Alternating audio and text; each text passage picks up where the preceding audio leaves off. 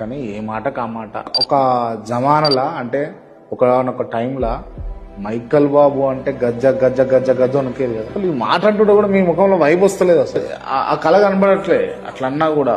అంటే అదంతా వదిలిపెట్టేసినట్టే ఉన్నారు. ఇప్పుడు నా స్టోరీ ఏమంటే గన్స్ టు గాస్పుల్, బాంబులు పట్టిన చేతిలో బైబిల్, బందూక్సే బైబిల్ తక్.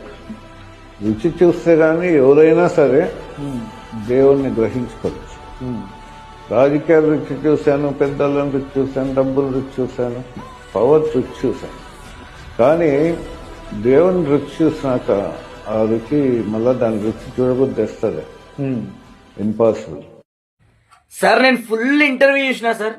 నిజంగా ఆయన మిమ్మల్ని హర్ట్ చేసే మాటలు మాట్లాడినా కూడా మీరు చాలా ప్రశాంతంగా కూల్గా జవాబిస్తున్నారు సార్.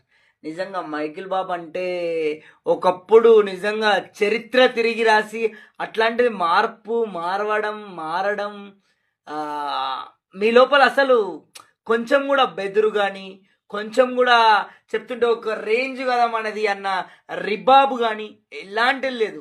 మార్పు అంటే ఇది కదా, నిజమైన మార్పు అంటే మార్పు అంటే ఇది. ఈ విధంగా చాలామంది ఏవేవో గొప్ప గొప్ప మాటలు చెప్తారు కానీ గొప్పలు ఎన్నో చూసొచ్చి, అధికారం చూసి, డబ్బు చూసి, పదవి చూసి, ఎవ్రీవన్ చూసి వద్దురా ఇవన్నీ దేవుడు ఉంటే చాలు అనుకుంటున్నారు చూడు. నిజంగా మీలాంటి వాళ్ళు కదా సార్ నిజమైన మారిన వాళ్ళంటే.